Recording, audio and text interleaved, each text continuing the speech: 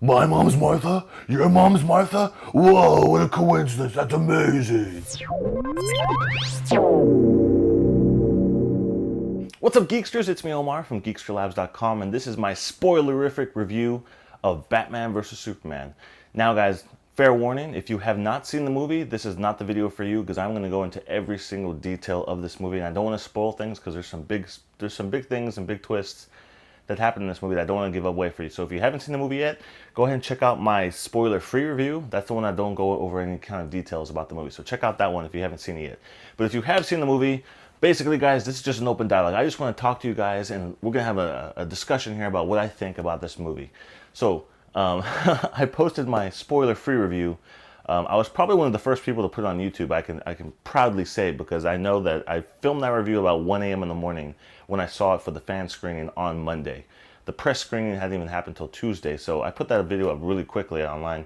It's probably one of my fastest growing videos I've ever had on YouTube. I got like 6,000 views in one day or 5,000 views in one day, something like that.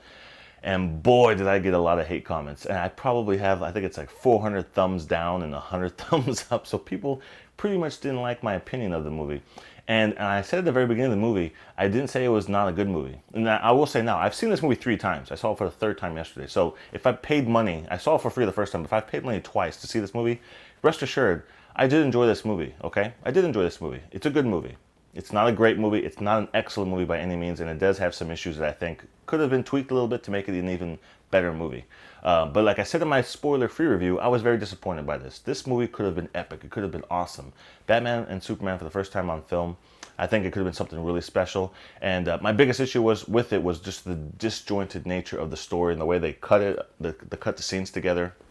After seeing it for 3 times, there's definitely some things that I picked up and I actually realized watching it for the 3rd time or even the 2nd time that I was like, oh, so that's why that scene was in there. Like, there's scenes like that in the movie where it shouldn't take that much time for people to figure out or put the pieces together to understand like why you showed us this early on and now how the payoff is in the end of it. Like, that just kind of disconnect. So after seeing it for three times now, I will say that I think the first half of the movie, or maybe the first and 2nd act of the movie, is completely disjointed. There's a ton of things they could have taken out and cut out and maybe explained a little bit better and spent more time developing people's motivations and characters a little better.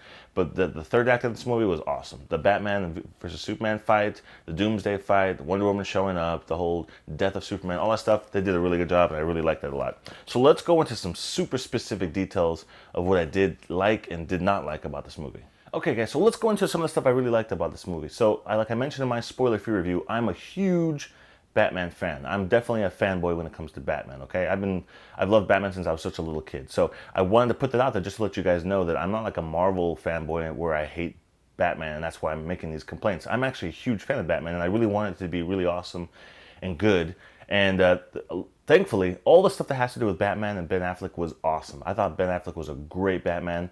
I have to see him in a couple more movies to give him a little more screen time to say whether or not I think he's better than Christian Bale, but I definitely loved Ben Affleck. He's probably the best part of the whole movie. Everything that has to do with Batman is awesome. I think everything is pretty well constructed. There's a couple issues I have towards the end of the movie, but as far as Batman and Ben Affleck playing Batman and Bruce Wayne, I thought that stuff was great.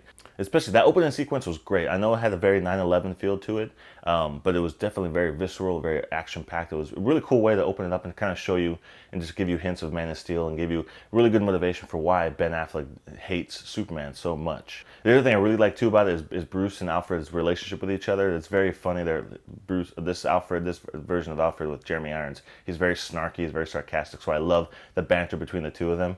I thought they worked really well together. I really liked how Alfred was a little more. He was much more of an assistant in this, almost like Oracle, if you will. Though he was helping Batman in certain situations, even flying the jet, the Batwing, and different things like that, and helping him, guiding him through Lex Luthor's house and stuff like that. He wasn't just there to be like mending his wounds and giving him cups of tea and stuff like that. He was actually like in there in the trenches working on tech items and things like that, fixing the Batmobile and stuff.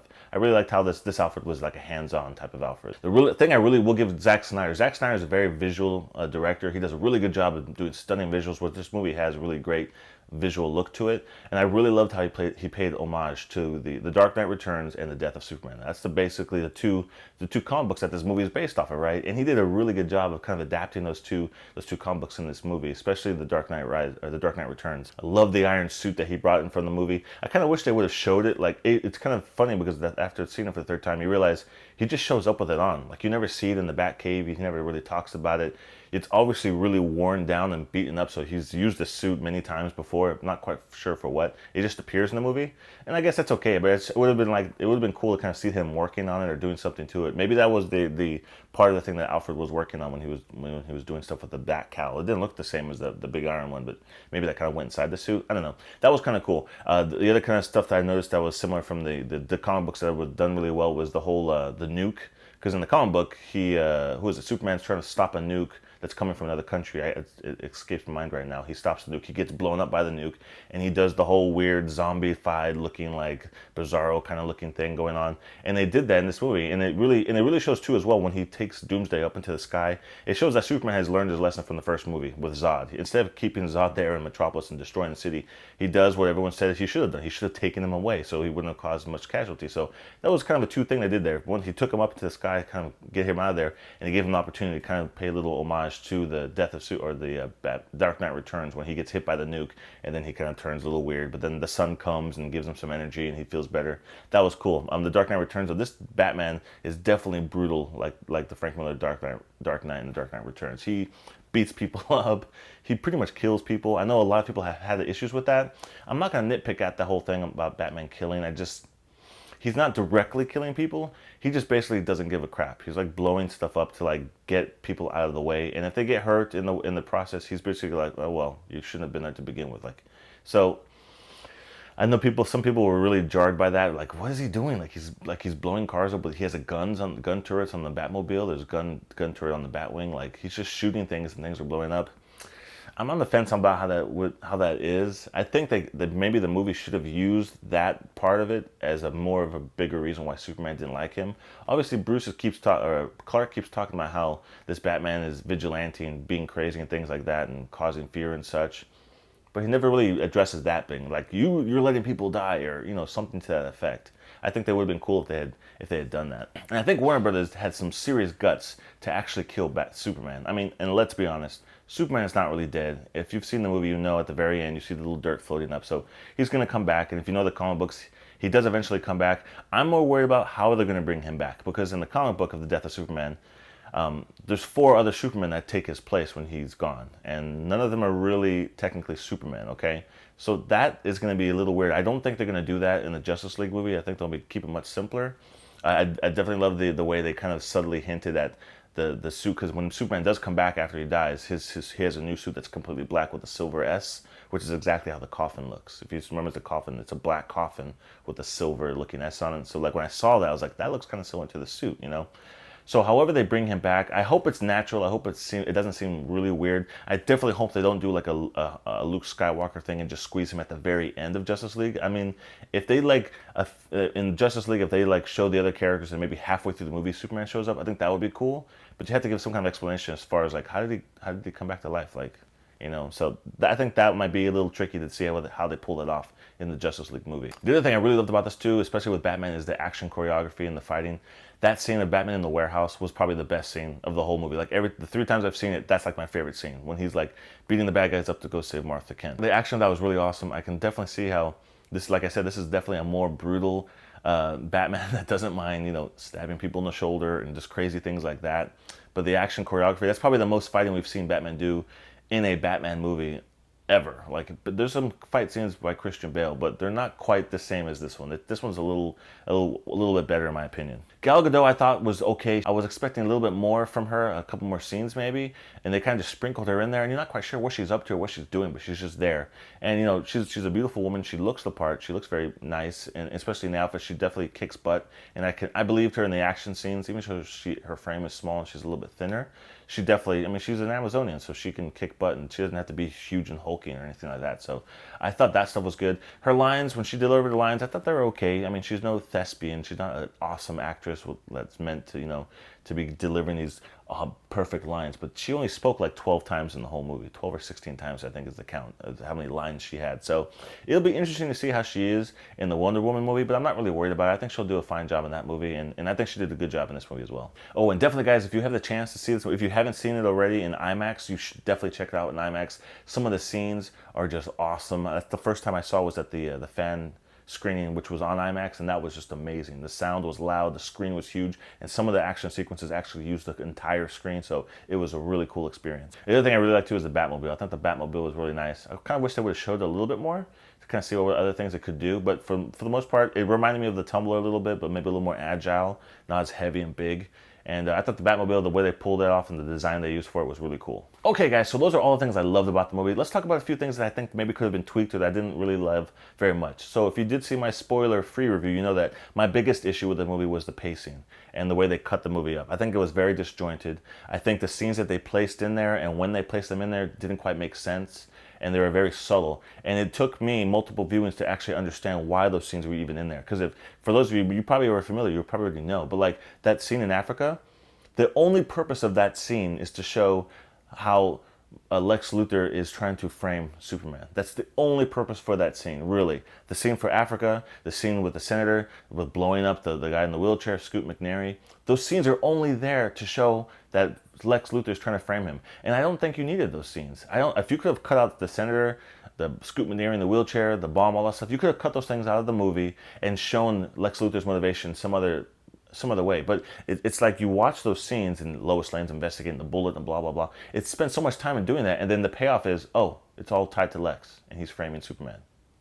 Okay, so Lex doesn't like Superman, but that just seems like such an odd way. And like making the connection back to Africa and back to the bullet and back to the bombing, back into making that connection to all those things being Lex kind of comes a little bit later, like in the movie, and you're just like, oh, that's what that stuff was about. Like I sat and watched this movie with other people, and I've been asking other people I've been seeing this movie with about what they think about it, and those things kind of go right over their heads. Like they didn't make those connections, and I barely made those connections until watching it for the second time. So I think they could have done a much better way of showing Lex Luthor's motivation besides showing how he's trying to frame Batman, you know, or I'm sorry, frame Superman and make him look really bad. And I don't think he needed to make him look bad. People already are mixed up with their feelings on him. So like, I guess see how Lex is trying to push it over a little bit more so that way, so people are more negative feeling towards him. But they already kind of feel that way. So like, you didn't really have to do those things. And I just think like, especially the senator, I think you could have cut the senator part out. You could have cut, like I said, Scoot McNairy in the wheelchair. You could have cut that stuff out. The whole thing with Africa, you could have cut that out. You know, I thought you could have developed the things you're trying to accomplish with those scenes. I think you could have done that differently. And I would have loved to have seen more Lex Luthor in this movie. And I'll get to about that in a second. But I think if you had seen Lex Luthor and understand him a little bit more, because the scenes where you do understand his motivation, they're like short. There's like 4 scenes where he's talking to the senator, he's talking to other people, and you realize, okay, he's kind of crazy. He doesn't like Superman. He thinks he's a god. You know, this whole thing with his god complex and stuff like that. I think that was, they felt like, the reason those scenes felt odd to me is because they crammed so much into those scenes. And it's like 3 or 4 times when they had to do that. Instead of showing the Africa and all that other stuff, you could just show Lex and maybe a little more development. Maybe even like a little bit of an origin. Maybe give a flashback to him. Show Lex as a younger child with his father, you know, Lex Sr., and give some kind of hints as to why he's acting this way, because I never quite bought his motivation for why he hates Superman so much. And let's talk about Lex Luthor. I absolutely hated Lex Luthor being portrayed in this movie the way he was by Jesse Eisenberg.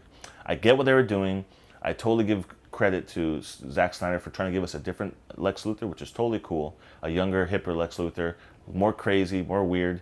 I just didn't like the performance at all. I mean, I think you could have done it and maybe dialed it down just a little bit, but he was a little too tweaky. Like, he really reminded me of the Joker. Like the scene when the Joker's talking to Harvey Dent, you know, when he had like the nurse outfit and he's like, like, I hated it. I didn't like it at all.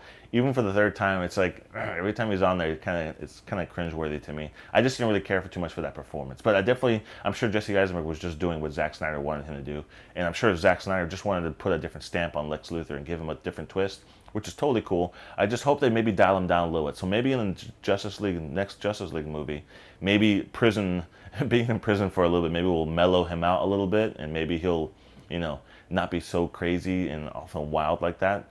And, you know, he's obviously a lunatic, and you totally get that, but he's obviously very smart as well. So I'm hoping in the next movie, he'll be dialed down just a little bit. But besides that, I mean, Jesse Eisenberg is a good actor, and I just think he just portrayed the character however they wanted him to. And I kind of think that they went a little too overboard with it, I guess is what I'm trying to say. The other thing I wish they could have done more is the chemistry between Batman and Superman. Like, you have Clark and Bruce at that party they're at, and they're talking, and you kind of gauge that Superman probably knows that he's Batman. I don't think at this point Batman knows that he's Superman. I don't really know for sure. even after watching it so many times, like I haven't quite put my finger on like that. Lex, strangely enough, obviously knows who both of them are, which is kind of weird when you think about it. But the chemistry between Batman versus Superman, the only type they actually communicate or talk to each other is at that party. At the other time when Superman stops Batman in the Batmobile and he tells him, if you see your thing in the sky, don't go to it. Consider this mercy, whatever. And it's just like, what? It kind of comes out of left field because you've been hearing Clark talk negatively about Batman to Perry and the other things about how he doesn't like him. But that's the first time they really interacted with each other in the suits. Like, I just wish maybe there could have been more of a dialogue. Maybe there could have been a little more build-up. Maybe like something else could have happened there instead of him just like, hey, stop what you're doing and that's it. I'm gonna go away now and fly away. Like, I think something was missing there. I think they could have added a little bit more to their chemistry. A perfect example of this, what is it, the Daredevil show with the Punisher? There's one episode in the new Daredevil season where Daredevil and Punisher, they have like a 15-minute conversation. And within that 15 minutes when Daredevil's tied up, like you totally understand, like, this is how I feel, this is how you feel, you take things too far, and then Punisher feels like, no, you're a half measure. When you hit people, they get back up. When I hit people, they stay down. Like, and that's the exact same thing that's going on with Batman and Superman here. Superman feels that Batman takes things too far. And they never really say that. They never really show that. And that they should have used the fact that this Batman's so brutal and actually killing people. They should have used that as motivation for Superman to be like, you need to stop because you're killing people and this is like getting to be too far. And Batman could have been like, no, you know what? This is what needs to happen. I've been doing this for 20 years now. I'm sick and tired of these criminals getting back out of prison and doing these things over and over again. If they get killed, that's on them. Like something to that effect to show like an obvious distinction between the two, because they're both vigilantes when you really think about it. But Batman takes things a little too far, and Superman, he killed a guy in the first movie, and I'm pretty sure he killed the guy in Africa too when he was rescuing Lois. He threw him through a wall or flew into him through a wall, so his body's probably mush. But either way, like, so they should have used that to show like the comparing the two of them, how one's extreme, the extremes of each other, and I think they should have used that more in the movie. And so speaking about that, let's talk about the setup for the fight.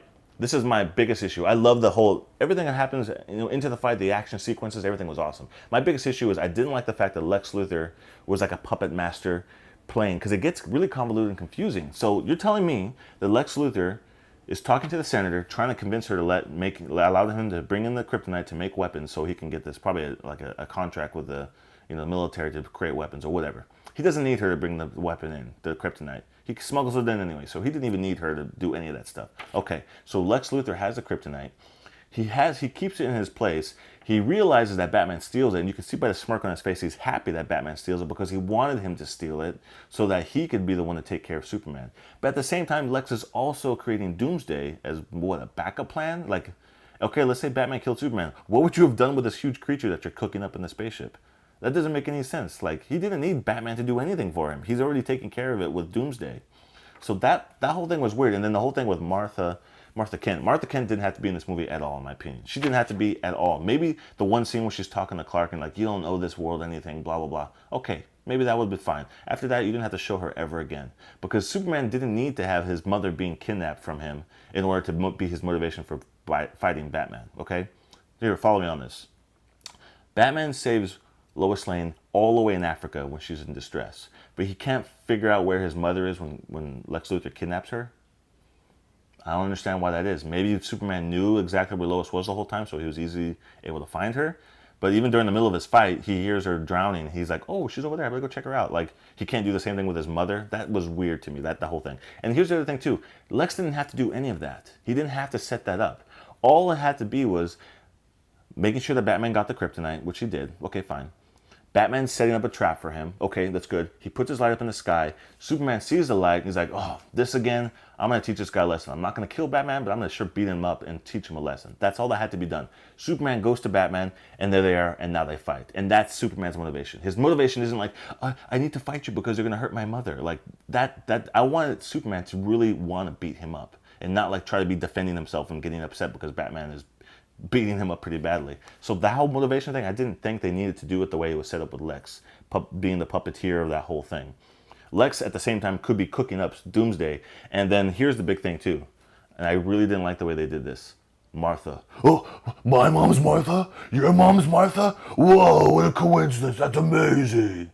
That didn't make any sense to me whatsoever. Here, follow me here. They're fighting. Batman's about to kill Superman. Right before he kills him with the kryptonite, one of two things happens. Lex Luthor's finished with Doomsday. Doomsday pops up.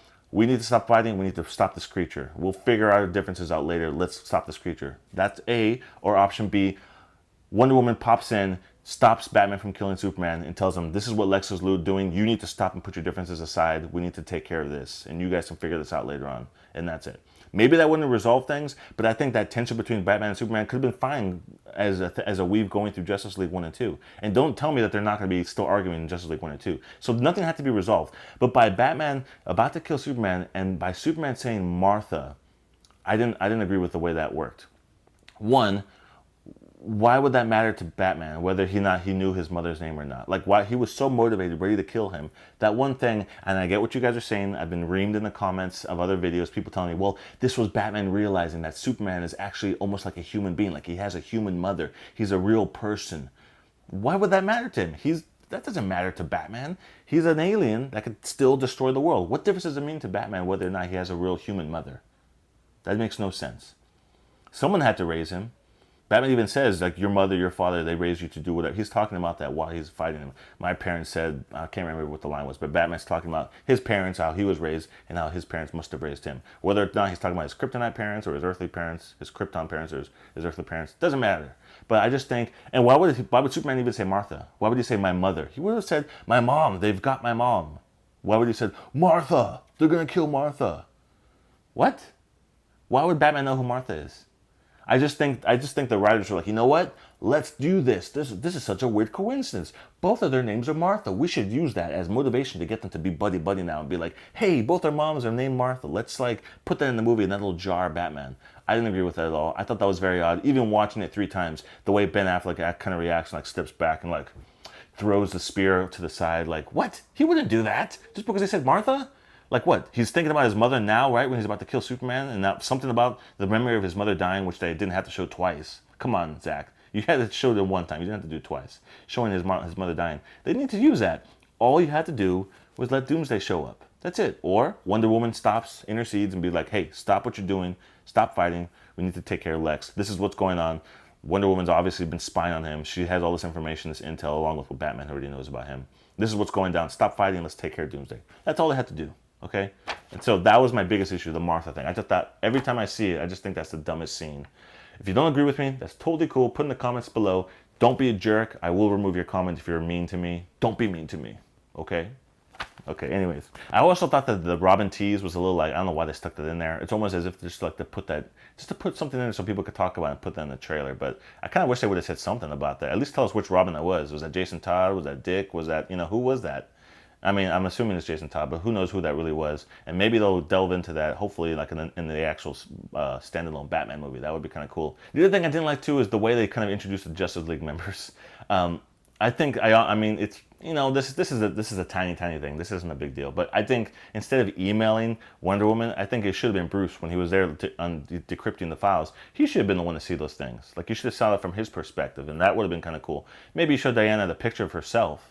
But I don't think she had to be the one to open the email. That's a tiny little thing. And also the cameos, I mean, I like the Flash's cameo. That was kind of cool. That was natural. You see him running around. The Aquaman, every time I see the Aquaman, this is what I think of. Okay, because Aquaman, he's just like there, he's floating, he's really like... and then he flies off, breaks the sound barrier underwater and flies away. I don't know, that was okay. Wonder Woman, the picture, okay, that was great. That kind of hints at what we're going to see in the Wonder Woman movie.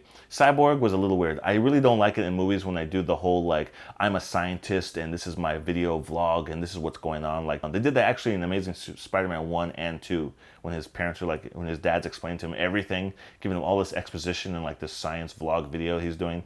And I don't know, the special effects looked a little, you know what it looked like? I saw this comment online and I totally agree with it. That looked like a scene from like Arrow or The Flash. Like the way it was constructed and just the way it felt like, it didn't feel like a scene from an actual high budget movie. Like, so it was kind of weird. But I was hoping they would do it in a more natural way as opposed to like, these are the files. But it makes sense that Lex was keeping tabs on metahumans. So that whole thing, that's fine. I was expecting them to be a little bit more in the movie and not just like, here's a few glimpses. 4 glimpses, you're good, you're done. And they kind of did feel a little shoehorned in. Like, if you had not had that scene of Wonder Woman sitting down, opening up her emails, and just taking it out of the movie. It almost felt like they just inserted that into there because we had to like, well, how are we going to introduce the Justice League or show these characters? And like, that's what they came up with. So I don't know. They were okay. I just wish it would have been more natural the way they had to introduce them. So those are the little nitpicky things I didn't quite like about the movie, and I wish they would have tweaked a little bit. Overall, it's a good movie, and like I said, for me, I enjoy most of like the third act of the movie. The first and second act, there's a lot of things going on. Lois Lane, Lex Luthor, you know, the way they set people up and show them what they're doing. I think they could have done that a little bit differently. I think you could have taken some scenes out and replaced them with scenes that maybe would have built characters a little bit better. Especially Lex Luthor. I would have liked to see his character built up a little bit more and understanding his motivation for what he's doing and the whole, you know, although maybe those would have been bad scenes because I really didn't care too much for the way SrJaZk portrayed him, so maybe those would have been bad scenes, but at least I would have understood where he was coming from and you know, why he was acting so crazy about Superman. So those are just some of my personal opinions about it. If you guys disagree with me, that's totally cool, totally fine. Put them in the comment section below. Let's have an open dialogue. I answered almost every single comment on all 300 comments of my spoiler-free review, and I did remove many comments that were very jerky, disrespectful, rude things that you guys were saying. If you guys disagree with me, that's totally fine. Do not curse at me. Do not call me names. Do not be rude about it. Let's be cordial, okay? This is only my opinion. All movies are subjective. If you don't feel the same way I did, that's totally cool and that's totally fine. But tell me why you felt that way or why you didn't feel that way. Give me some reasons so I can understand your thinking of it. I can only come from at this movie with my perspective of how I look at movies and the way I like superhero movies and things like that. So if you totally disagree, totally cool, no problem. If you go check out my spoiler-free review, there's tons and tons of negative reviews or negative comments about how people thought I was going crazy and stuff like that. But the ones I did remove are the ones where you're being really rude, calling me names, cursing, things like that. I'm not going to accept that, and I will guarantee you that I will remove your comments. I'm like a ninja, okay? Within 30 seconds, your comment will be gone. I'm always around the computer or my phone, and I see every comment that comes in, so I will delete them. But I will also read all the other comments, positive or negative, that you post. So just keep that in mind, put that down there. Be nice. Let's just have an open dialogue. We're all friends here, right? We all love superhero movies. We all love Batman. That's why you saw the movie. I'm a huge Batman fan, just like you. I just have different tastes than maybe you do. Anyways, guys, that's it for me today. If you have any other questions or things that maybe you were confused about, that maybe you're not sure about, put in the comments. I'll answer them. Other people will probably see them and answer their questions as well. Let's have a nice open dialogue. Let's be nice to each other. And hopefully you guys enjoyed this video. If you want to see more spoiler-filled reviews, let me know in the comment section. If this is your first time watching any of my movie reviews, please make sure you subscribe if you enjoyed it. You may not always agree with me, but if you like the way I'm giving you the information and discussing it with you, then maybe you'll like my next review. So anyways, guys, that's it for me today. I'll see you guys in the next video review.